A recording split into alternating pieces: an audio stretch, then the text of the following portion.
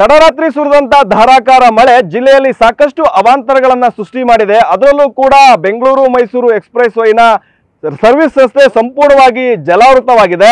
ನಾನಿವಾಗ ಆ ಒಂದು ಸ್ಥಳದ ಬಳಿ ಇದ್ದೀನಿ. ನನ್ನ ಹಿಂಭಾಗದಲ್ಲಿ ಕೂಡ ನೋಡಬಹುದು ಈ ಒಂದು ಸ್ಥಳ ಏನ್ ಕಾಣಿಸ್ತಾ ಇದೆ, ಬೆಂಗಳೂರು ದಕ್ಷಿಣ ಜಿಲ್ಲೆ ಚನ್ನಪಟ್ಟಣ ತಾಲೂಕಿನ ಕುಂತೂರು ದೊಡ್ಡಿ ಗ್ರಾಮದ ಬಳಿ ನಿರ್ಮಾಣವಾಗಿರುವಂತದ್ದು ಈ ಒಂದು ಸರ್ವಿಸ್ ರಸ್ತೆ ಇದೀಗ ಕೆರೆಯಂತೆ ಮಾರ್ಪಟ್ಟಿದೆ. ಬಹಳ ಪ್ರಮುಖವಾಗಿ ತಡರಾತ್ರಿ ಜಿಲ್ಲೆಯಾದ್ಯಂತಲೂ ಕೂಡ ಧಾರಾಕಾರವಾಗಿ ಮಳೆಯಾಯಿತು. ಮಳೆಯಾದಂತ ಹಿನ್ನೆಲೆಯಲ್ಲಿ ಇದೀಗ ಬೆಂಗಳೂರು ಮೈಸೂರು ಎಕ್ಸ್‌ಪ್ರೆಸ್ ವೇನ ಸರ್ವಿಸ್ ರಸ್ತೆ ಸಂಪೂರ್ಣವಾಗಿ ಜಲಾವೃತ ಆಗಿದೆ. ನೀವು ಕೂಡ ದೃಶ್ಯದಲ್ಲಿ ನೋಡ್ತಾ ಇದ್ದೀರಾ. ಆ ಒಂದು ಸರ್ವಿಸ್ ರಸ್ತೆಯಲ್ಲಿ ಬೈಕ್ ಸವಾರ ಬರೋದಕ್ಕೂ ಕೂಡ ಸಾಧ್ಯವಾಗದೆ ಪರದಾಡ್ತಿದ್ದಾರೆ. ಪ್ರಮುಖವಾಗಿ ಬೆಂಗಳೂರು ಮೈಸೂರು ಎಕ್ಸ್‌ಪ್ರೆಸ್ ವೇ ಅಲ್ಲಿ ಬೈಕ್ಗಳ ಸಂಚಾರಕ್ಕೆ ಅವಕಾಶ ಇಲ್ಲ. ಹೀಗಾಗಿ ಅವರೆಲ್ಲರೂ ಕೂಡ ಸರ್ವಿಸ್ ರಸ್ತೆಯನ್ನೇ ಬಳಸಬೇಕು. ಪ್ರಮುಖವಾಗಿ ಈ ಒಂದು ರಸ್ತೆ ಬೆಂಗಳೂರಿಗೆ ಸಂಪರ್ಕ ಕಲ್ಪಿಸುವಂತ ಸರ್ವಿಸ್ ರಸ್ತೆ. ಈ ಒಂದು ಸರ್ವಿಸ್ ರಸ್ತೆಯ ಮೂಲಕವಾಗಿ ಮೈಸೂರಿನಿಂದ ಯಾರೆಲ್ಲ ಬೈಕ್ ಸವಾರರು ಬರ್ತಾರೆ ಅವರೆಲ್ಲರೂ ಕೂಡ ಈ ಒಂದು ಸರ್ವಿಸ್ ರಸ್ತೆಯನ್ನೇ ಕೂಡ ಬಳಕೆ ಮಾಡಬೇಕು. ಆದ್ರೆ ತಡರಾತ್ರಿ ಧಾರಾಕಾರವಾಗಿ ಮಳೆ ಬಂದಿರುವಂತಹ ಹಿನ್ನೆಲೆಯಲ್ಲಿ ಈ ಒಂದು ಸರ್ವಿಸ್ ರಸ್ತೆಯಲ್ಲಿ ಸಂಪೂರ್ಣವಾಗಿ ನೀರು ಜಲಾವೃತವಾಗಿ ಪ್ರಮುಖವಾಗಿ ರಾಷ್ಟ್ರೀಯ ಹೆದ್ದಾರಿ ಪ್ರಾಧಿಕಾರದ ಅಧಿಕಾರಿಗಳ ಅವೈಜ್ಞಾನಿಕ ಕಾಮಗಾರಿಯಿಂದಲೇ ಕೂಡ ಈ ರೀತಿಯ ಅವಾಂತರಗಳು ಕೂಡ ಸೃಷ್ಟಿಯಾಗ್ತಾ ಇರುವಂತದ್ದು. ಯಾಕಂದ್ರೆ ಸರ್ವಿಸ್ ರಸ್ತೆಯ ಪಕ್ಕದಲ್ಲಿ ಸರಿಯಾಗಿ ಚರಂಡಿ ವ್ಯವಸ್ಥೆಯನ್ನ ಮಾಡಿಲ್ಲ.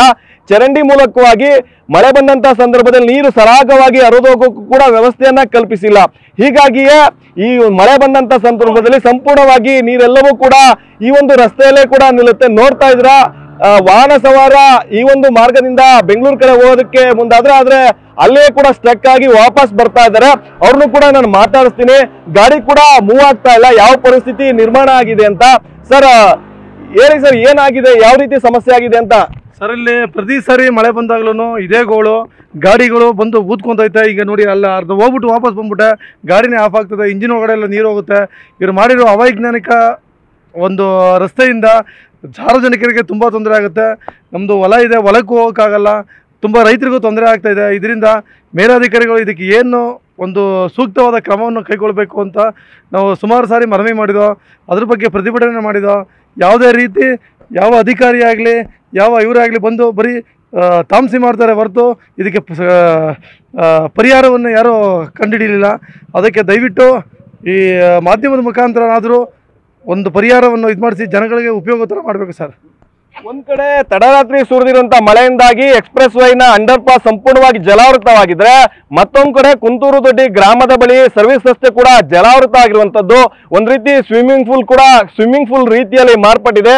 ಈ ಮಧ್ಯಭಾಗದಲ್ಲಿ ಸುಮಾರು 2 ರಿಂದ 3 ಅಡಿಯಷ್ಟು ನೀರು ಕೂಡ ಸಂಗ್ರಹ ಆಗಿದೆ. ನೀರು ಕೂಡ ಎಲ್ಲೂ ಹೊರಗೆ ಹೋಗೋದಕ್ಕೂ ಕೂಡ ವ್ಯವಸ್ಥೆಗಳೆಲ್ಲ. ಹೀಗಾಗಿಯೇ ನಿನ್ನೆ ತಡರಾತ್ರಿ ಸುರಿದಿರುವುದರಿಂದ ಮಳೆ ಸಂಪೂರ್ಣವಾಗಿ ನೀರು ಕೂಡ ಈಗಲೂ ಸ್ಟೋರೇಜ್ ಆಗಿರುವಂತದ್ದು. ವಾಹನ ಅದರಲ್ಲೂ ಪ್ರಮುಖವಾಗಿ ಬೈಕ್ ಸವಾರರು ಈ ಒಂದು ಸರ್ವಿಸ್ ರಸ್ತೆಯಲ್ಲಿ ಹೋಗದಂತ ಪರಿಸ್ಥಿತಿ ಕೂಡ ನಿರ್ಮಾಣ ಆಗಿದೆ. ಹೀಗಾಗಿ NHIA ಅಧಿಕಾರಿಗಳ ವಿರುದ್ಧ ಬೈಕ್ ಸವಾರರು ಗ್ರಾಮಸ್ಥರು ಕೂಡ ಆಕ್ರೋಶವನ್ನು ವ್ಯಕ್ತಪಡಿಸ್ತಾ ಇದ್ದಾರೆ. ಕ್ಯಾಮರಾ ಪರ್ಸನ್ ಸಂದೀಪ್ ಜೊತೆ ಪ್ರಶಾಂತ್, TV9 ರಾಮನಗರ.